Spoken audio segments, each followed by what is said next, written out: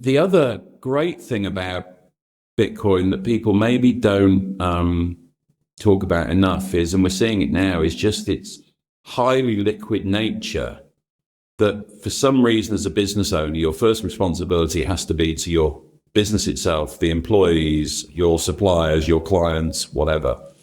And sometimes things in business go wrong and something unexpected happens. And you might need cash unexpectedly. Well, that's where Bitcoin is in a league of its own. That, we always say it on a Sunday afternoon, 24, whatever time of day, whatever day of the week of the month, you can buy Bitcoin. You can also sell it. And not that I advocate selling it and, haven't. You can also loan against it. Huh? You can also loan against it. You can also borrow against it. So I think, and that again is remarkably quick from people I know who've done it. So that's it. Whereas, you imagine now a business, and I know some businesses who have bought over the years a lot of sort of commercial property or investment property. Well, all you need to do is to go and listen to some housing commentators or look at Rightmove anywhere in the UK. And, the time it takes to sell that property, but also now with a lot of uncertainty, those values have slid. So I think just it gives you that ultimate flexibility that I don't see that other assets really do. And then we've got other stuff which we won't cover today, which we're sort of building towards, that there are other upsides within a community in the UK, I mean everywhere, of, let's just say people like doing business with like-minded people. Exactly. It's probably enough. But we'll be launching that at Derby, and it's something that we've been working with together on it, like building it out as a Bitcoin collective, but also building it out with all of these businesses that we've been talking about that are already holding Bitcoin on the balance sheet, or we've helped educate why you would actually do that. I wanted to bring up because it's a really important stat. It's the Allica Bank stat that you found a while ago, and I think it's from 2023. I want to say. Yeah, so I'd love to see a revamped one. Same, but the trend will probably be the same, won't it? Yeah, and it's I just brought it up so I could get the figures right. But in this report, and it's called the Great British Savings Squeeze. So if you want to go and find it, you can just type that in with the Allica Bank. But one of the stats that they've got in there, and it's looking at SMEs, and it says 149 billion is sitting in current accounts, earning zero interest. And that's kind of, we're seeing that a little bit as well with like businesses that are coming and saying, okay, yeah, we've got cash that's been sitting there for X amount of years. We don't know what to do with it. and you're right. Like people are different between their business finances and their personal finances massively. Yeah, definitely. And I also think business owners, the general psyche of a business owner, if you've ever started something from scratch, you know that it's going to be a volatile journey, whatever that. So I think people, and I think as well, you have to, have a longer term sort of thought process in running a business.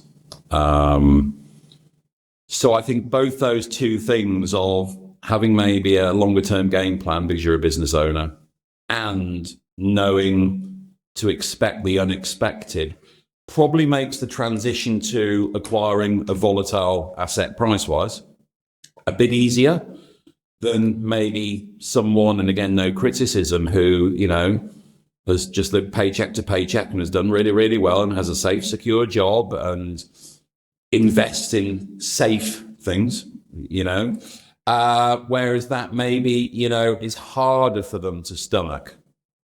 But yeah, and you almost can that my business and I are two separate entities. So there is that sort of one layer of sort of distance between it that no one likes it when the price of Bitcoin comes down. Well, Rob, you can acquire more Bitcoins, you like it, but certainly, at times it can be unnerving, but you certainly maybe feel worse with your own personal stash than your business stash.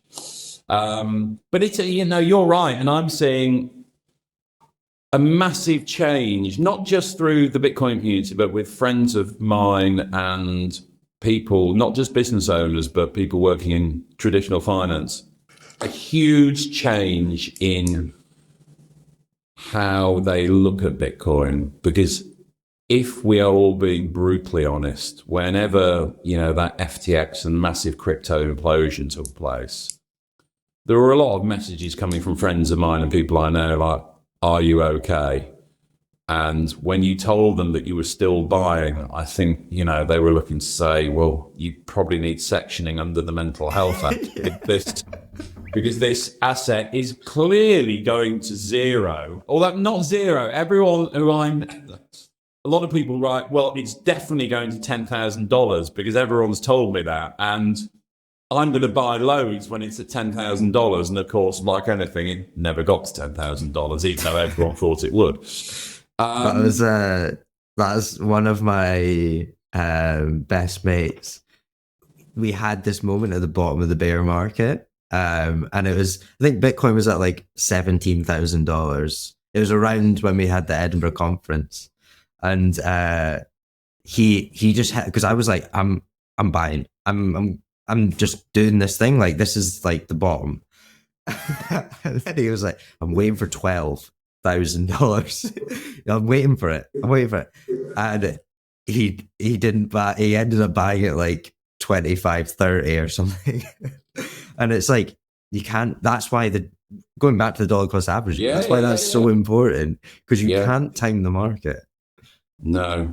And that's great on, accumulating on price dips. And even with the business, there are some times, more recently, when price just drops for really just some completely bizarre reason. And I've sort of changed, and whilst I try not to be online over weekends and stuff, I've got into quite a bad habit on a Sunday, and I've sort of been like, Bitcoin's just dropped 5%. So I might top up my business weekly DCA and go, you know what, this is just too cheap.